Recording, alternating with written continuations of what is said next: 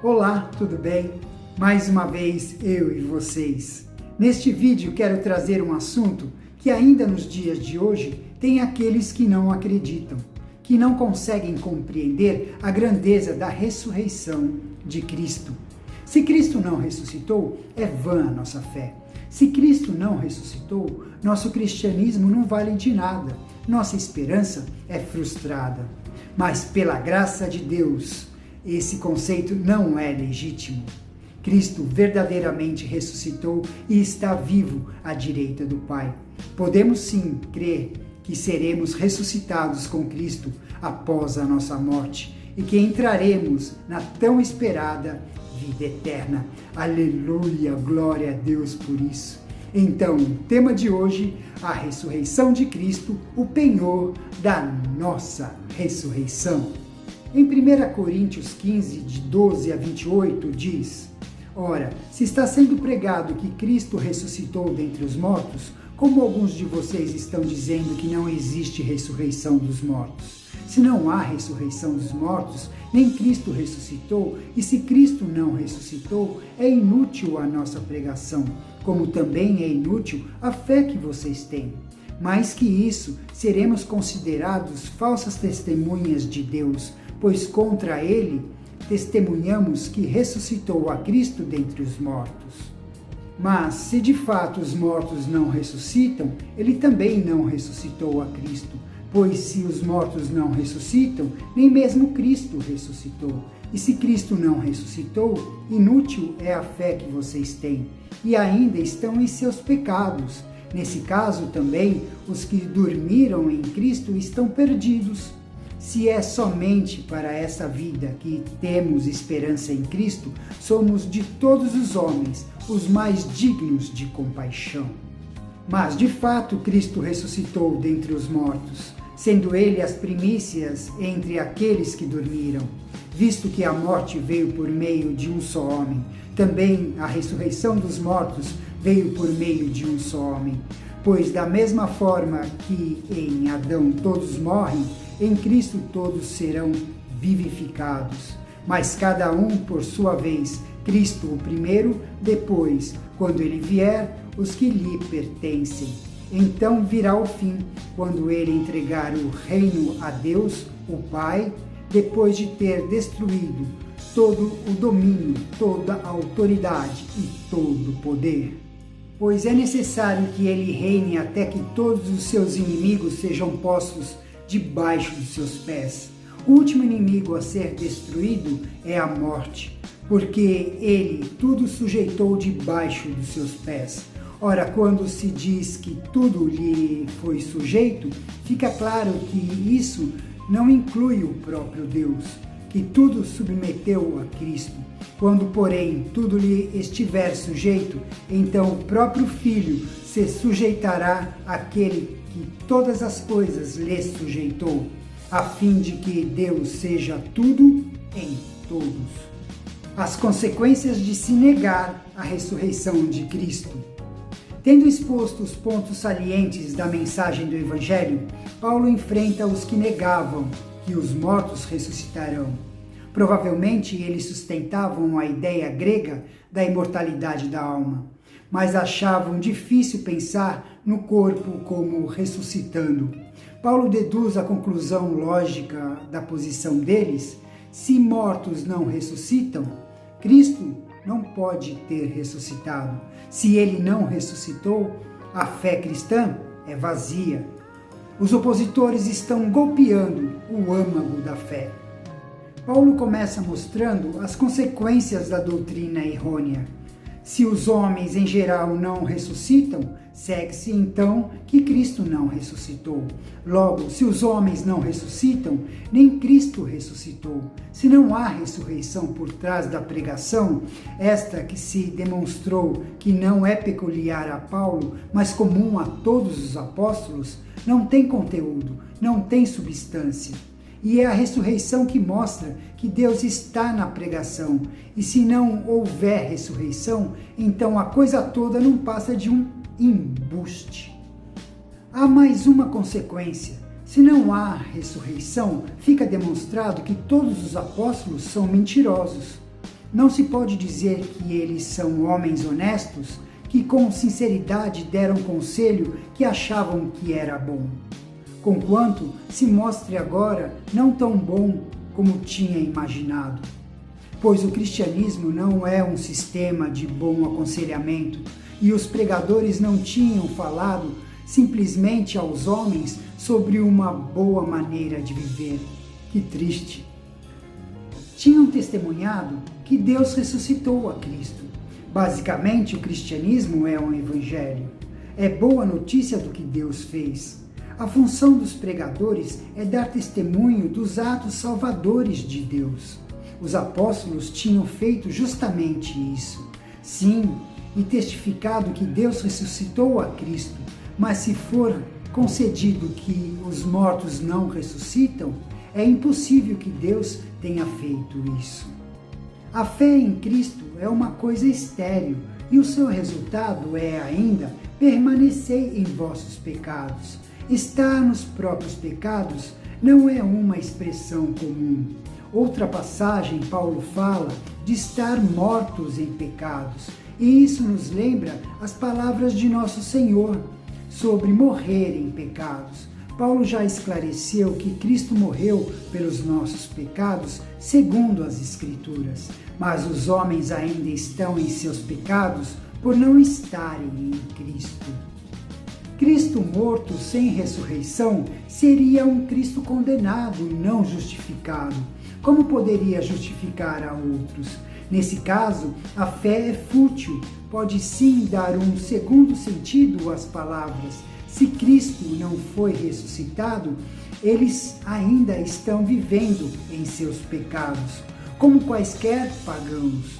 Mas eles têm um novo poder sobre o pecado, poder proveniente da fé no Cristo que vive. Portanto, Cristo tem que ter sido ressuscitado. Outra consequência diz respeito ao destino dos que partiram. Poucas coisas são mais características do cristianismo primitivo do que o novo conceito da morte, novo conceito que ele deu aos homens. Para os pagãos, a morte era o fim de todas as coisas, era aquele adversário que por fim derrotaria todos os homens. Para os cristãos, não era mais que um sono.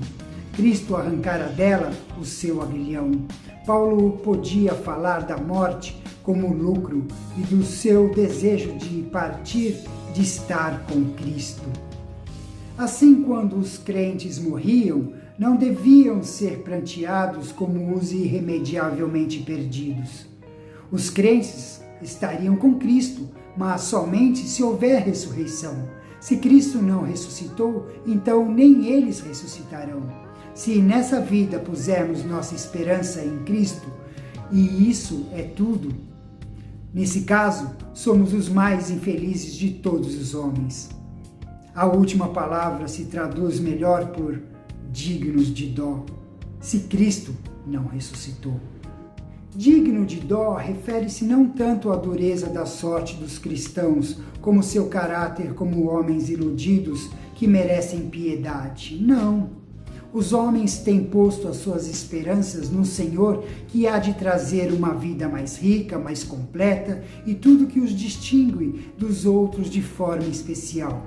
Conquanto Paulo nunca menospreza as compensações que o cristão tem nesta vida, no sentido de paz interior e coisas semelhantes.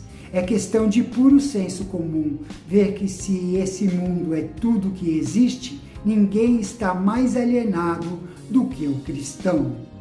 Vimos até agora as consequências de se negar a ressurreição de Cristo, mas graças a Deus ele ressuscitou e está vivo à direita do Pai nos céus. E com isso podemos ter certeza também da nossa ressurreição.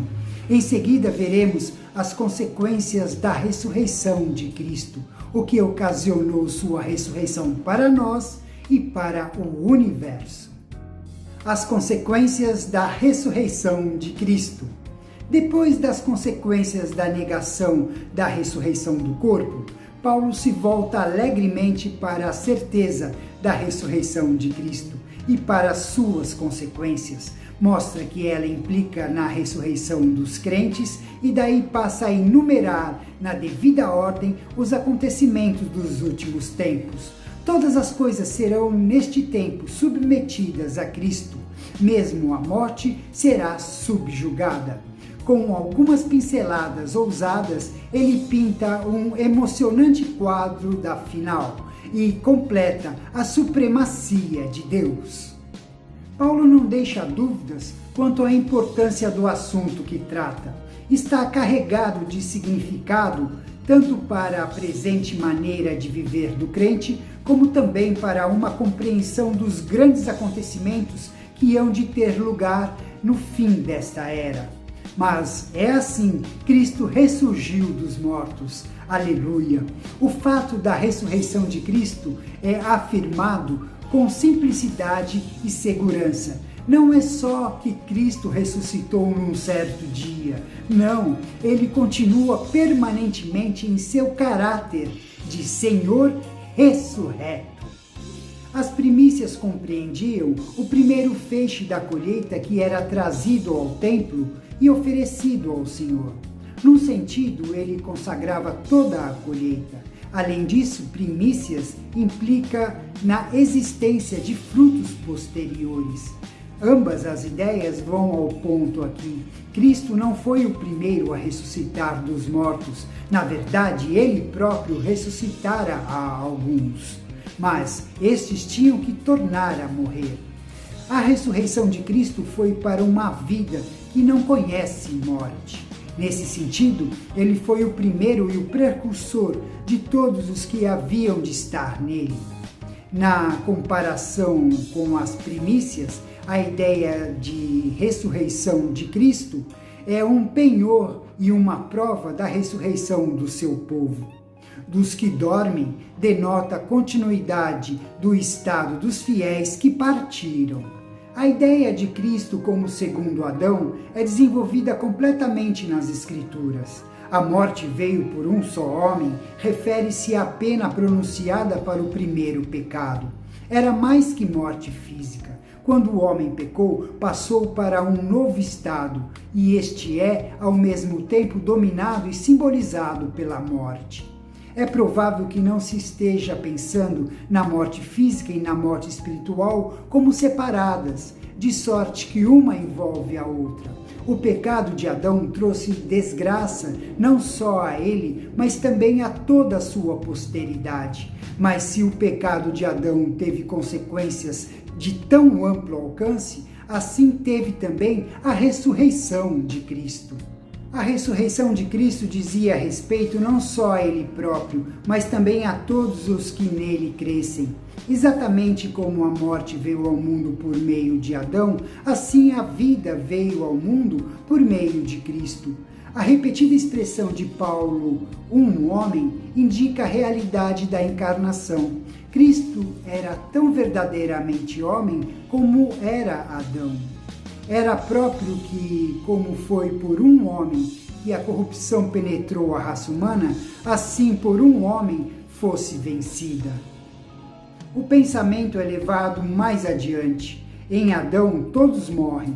Indicamos a mortalidade da raça pelo parentesco que nos liga ao progenitor da raça, mas aponta para além disso, para o mal espiritual do qual a morte física é ao mesmo tempo o símbolo e a pena.